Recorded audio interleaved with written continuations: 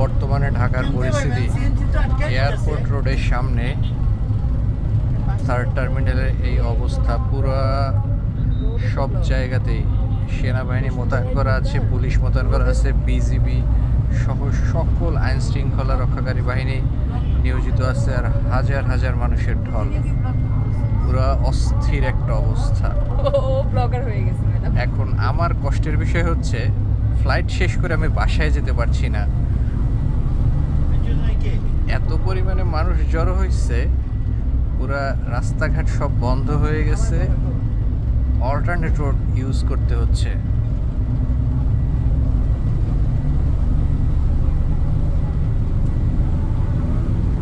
উত্তরার কোণা থেকে একদম 300 ফিট পর্যন্ত পুরো জায়গাটাতেই সেম অবস্থা। যতদূর পর্যন্ত দেখা যায় সব জায়গায় পুরো লোকে লোকারণ্য অবস্থা।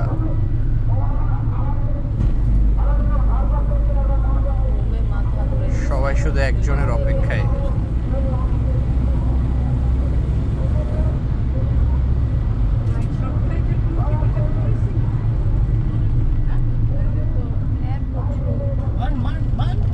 এত পরিমাণে মানুষ আসছে, মানুষের জন্য